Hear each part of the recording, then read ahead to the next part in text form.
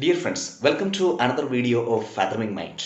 In today's video, we are going to discuss about the story of Santiago, or we are looking back into the story of Santiago, which is a novel written by Paulo Coelho and mostly widely read by all over the world. And we must have probably read the novel, and we also know the content of the novel, and I have also read the novel just years ago.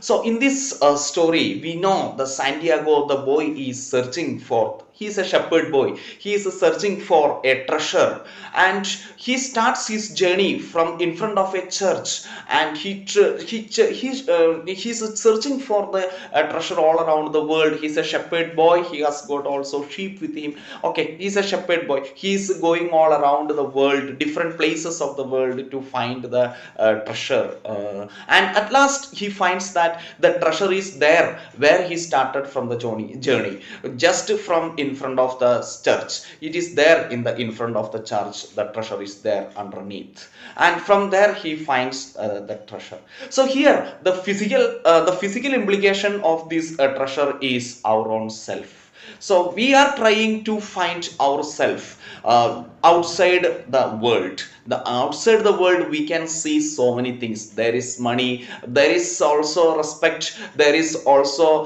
fame, a name and popularity, and so many other things are there outside the world. Comfort, pleasure, everything. So we need all these things, and we are endlessly searching for this. And we know that we also become sad sometimes, anxious sometimes, angry sometimes, frustrated sometimes. It all happens when we are not able to pursue our comforts like money, pleasure, or comfort, or some other things which we think that is very important in our life. So we are endlessly searching for these things. We are continuously searching one after the other.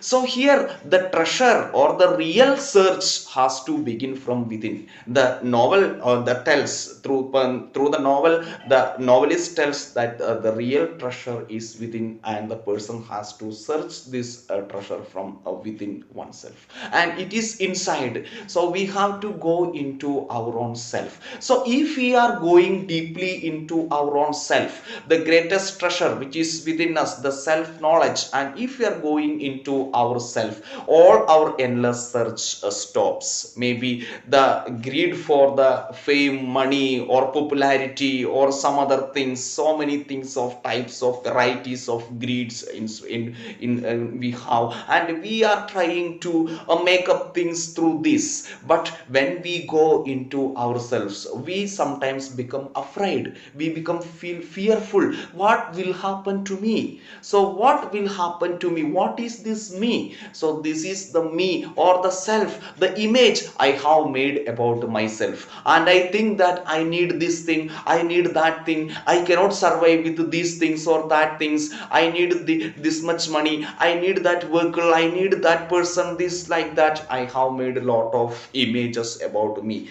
Then only I become the complete, or then only I become the whole. So this is an external image I have made about myself from the knowledge I have got from the society and from the world. But if we are pursuing these things, okay, so anyway we need the money or some other things in our life to lead a better life. Okay, so that is necessary. We know that there is some necessity of these things, but when it exceeds, it goes into the greed level of the person. So how can a person can modulate his own self after the greed, after the pleasures and things like that? It is by getting the self knowledge which is inside oneself. So here the boy is searching the treasure all around the world. He is traveling everywhere. The treasure is here, there, and there in the pyramids or somewhere there. So he is traveling, and he is collecting lot of experiences from the world. But at last he finds that the treasure is within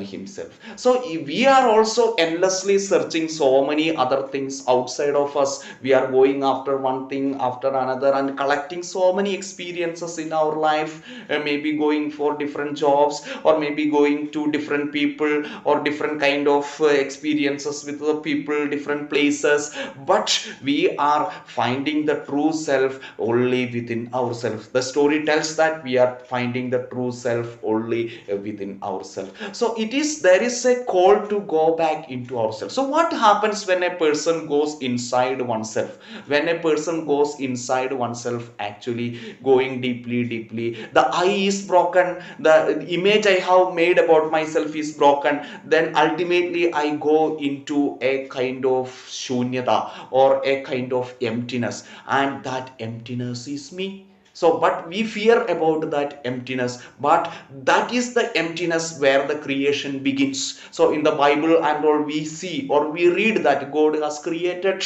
the people, all these things from nothingness, isn't it? So it is from the nothingness everything comes. So just understand the nothingness within us, and all these empty things that are happening around us, and just become aware about that. Just watch it, just keep aware of these things, and have a proper self knowledge about ourselves. Let us break all these images and understand ourselves in within a deep within us, a deep knowledge about ourselves, which will help us to be free of all the external pressures, or all external anxieties, anger, tension, and frustration. And it will help us, the inner treasure will help us, make us keep happy. So let us try to spend some time to go inside ourselves and find ourselves, as we are putting energy to find so many other things also in our life. Thank you, dear friends.